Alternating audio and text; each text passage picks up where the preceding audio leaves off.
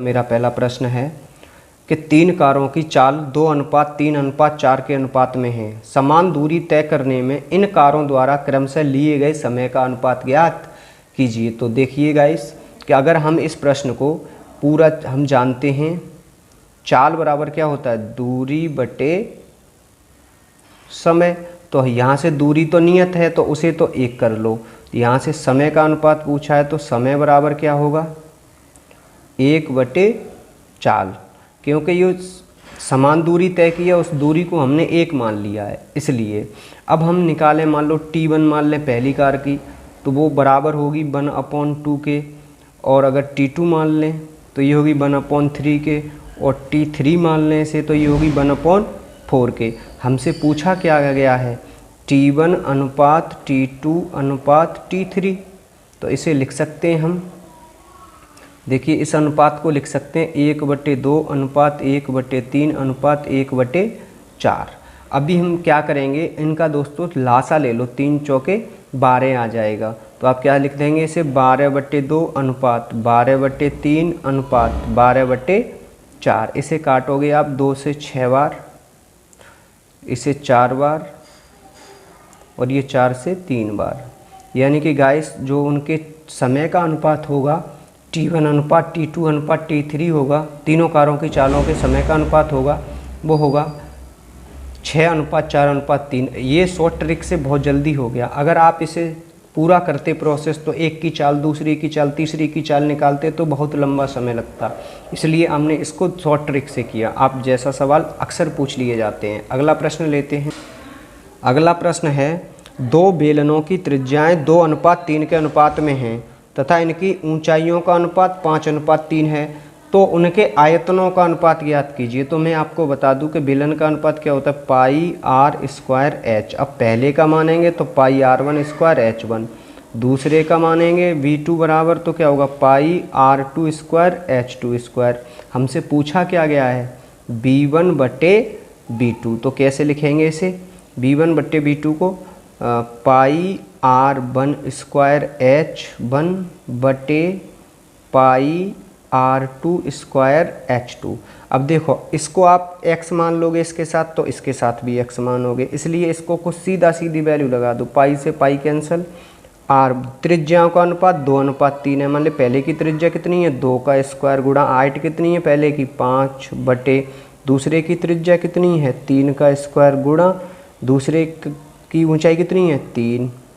तो आप इसे आसानी से सॉल्व कर सकते हो। देखो मैं फिर बता, 2 बेलनों की त्रिज्याएं यानी कि r1/r2 का मान दिया है उन्होंने 2/3, तो इसका स्क्वायर करोगे तब भी ये सीधा आ जाएगा स्क्वायर, है ना। 2/3 का स्क्वायर यानी कि ये तो हो जाएगा 4/9। अब आप ऊंचाइयों का करोगे तो ये 5/3 है, तो ये सीधा लिख दोगे आप 4 × 5 बटे 9 × 3, यानी कि 4 पंजे 20/27। तो B1 अनुपात V2 यानी कि पहले बेलन का आयतन और दूसरे बेलन का आयतन जो आएगा वो आएगा 20/27। अगला प्रश्न लेते। अगला प्रश्न है दोस्तों, 13 सेंटीमीटर त्रिज्या वाले वृत्त के केंद्र से 12 सेंटीमीटर की दूरी पर स्थित जीवा की लंबाई ज्ञात कीजिए। मतलब सवाल क्या है कि एक कोई वृत्त है जिसकी त्रिज्या, मान लो ये केंद्र है, इसकी त्रिज्या ये कितनी है 13, तो ये भी कितनी होगी 13, क्योंकि त्रिज्या तो केंद्र से प्रत्येक बिंदु पर परिधि तक समान होगी। तो केंद्र से 12 सेंटीमीटर। अब यहाँ से इसको जीवा दे दिया नाम हमने, मान लो AB इसकी जीवा हो गई। केंद्र से 12 सेंटीमीटर यानी ये भुजा 12 हो गई, तो ये हम जानते हैं परपेंडिकुलर होती है, तो इसको मान लो M। तो ये AM बराबर क्या आएगा, पाइथागोरस प्रमेय की सहायता से AM² बराबर 13 का स्क्वायर माइनस 12 का स्क्वायर। 13 का स्क्वायर 169 माइनस 12 का स्क्वायर 144, कितना आया 25, यानी कि AM बराबर आया हमारा वर्गमूल 25 यानी कि 5। AM का मान मिल गया। जबकि हम जानते हैं कि जो, देखो मैं बता दूं आपको कि अगर केंद्र से जीवा पर कोई रेखा लंबवत खींची जाती है तो वो उसे दो भागों बराबर भागों में विभाजित करती है।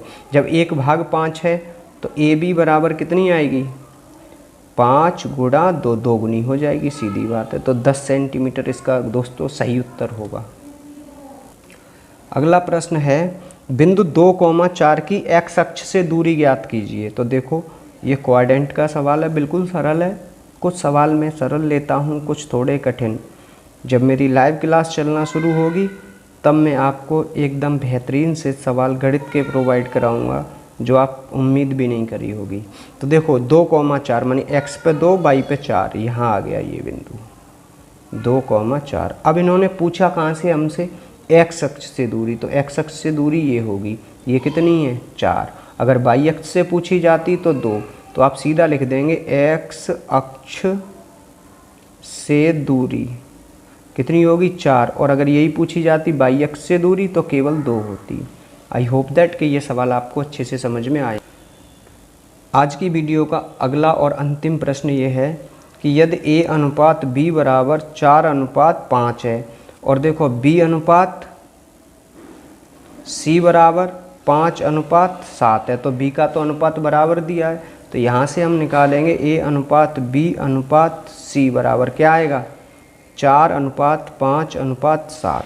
अब उन्होंने हमसे पूछा क्या है, हमसे पूछा है a + b + c बटे a का मान। देखो अगर हम इसके साथ x मान लेंगे तब भी हो जाएगा, नहीं मानेंगे तब भी हो जाएगा। तो हम इसको क्या करेंगे, a का मान सपोज दैट पहला वाला अनुपात पहले का, दूसरा वाला दूसरे का, तीसरा वाला तीसरे का। तो a का मान कितना है 4 + b का 5 + 7 बटे a 4, 4 5 9 और 7 16 बटे 4, 4 से 16 4 बार, यानी कि जो वैल्यू दी थी वो a + b + c बटे a की वैल्यू वो कितनी आएगी 4। तो गाइस आई होप दैट कि ये आपको सभी प्रश्न अच्छे से समझ में आए होंगे। वेट करिए अगली वीडियो का, तब तक के लिए जय हिंद जय भारत।